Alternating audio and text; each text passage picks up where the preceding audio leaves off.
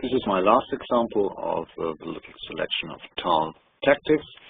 A game against Jonathan Speelman from England, from the World Cup in Reykjavik 1988. So quite a late game. Tal is white. Tal has just played Queen E2, and black to this replied H6. After Queen E2, let's go back for a second. White has lined up all his forces against the black king. Has got 3 heavy pieces in the e-file, and of course these 2 minor pieces, also waiting to be thrown into the attack. And another feature here of the position is the black queen on b4, which is sidelined and hasn't got too many squares. And this also plays an important part in the attack we will see now. Black went h6, and now it was time to strike for Tal. He went knight takes f7, king takes f7, and now you have to guess how how Tal continued here. He has sacrificed the knight on f7, and he's got 3 heavy pieces in the e-file left, and the bishop on f4. How would you attack with these pieces? What would you play?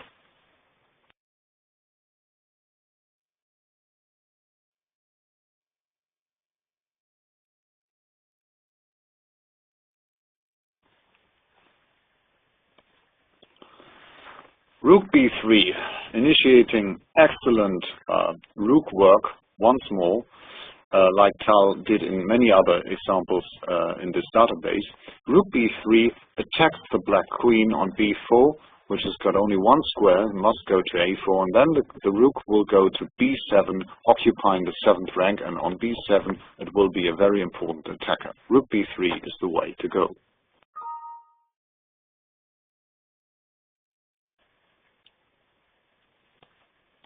Rook b3, a very nice sidestep of the white rook. The black queen is forced to go to a4. Now the queen moves in with tempo, queen e6, forcing the king back to f8.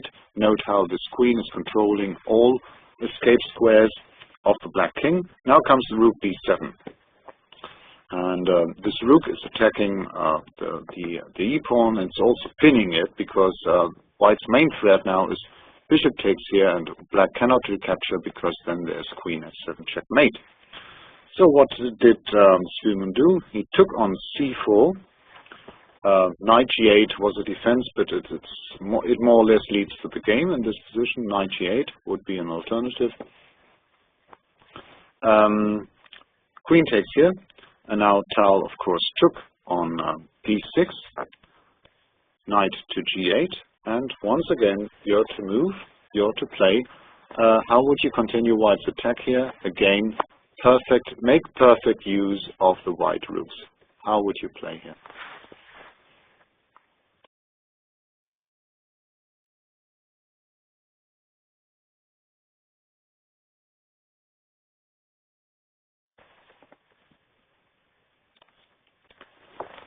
Rook e3. Model use of the white rooks.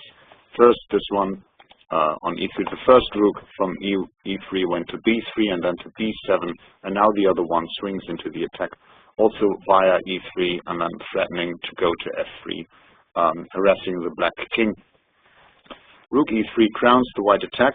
Not so clear, by the way, is rook e4, or let's say not so good.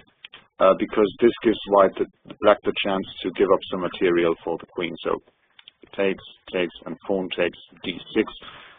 This might still be better for white after, say, queen f4 check, and now knight f6, queen here, and say queen c5. But black won't get mated here. He's got too many pieces. So this is not the best way. Rook e3 is much stronger, and it keeps all white options open.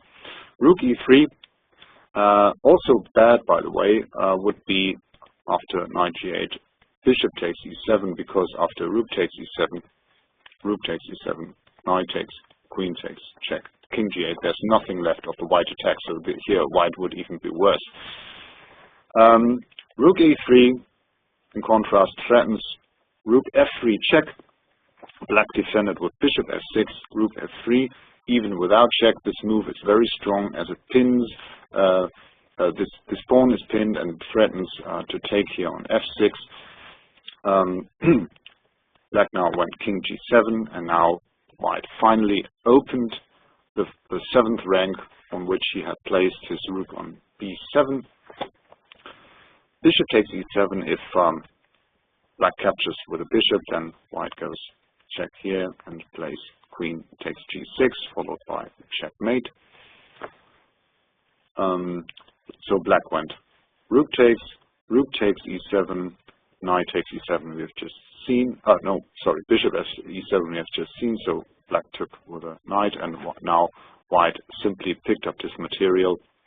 He went took on f6, king g8, check on f7, queen takes e7, regaining his material with lots of interest.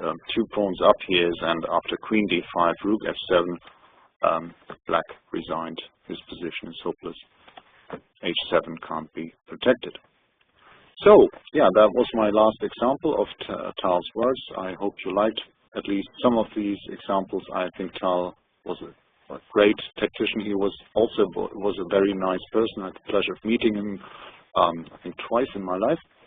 And he was extremely kind, and was a great loss for the chess world when he died in the 90s. So, okay, take care.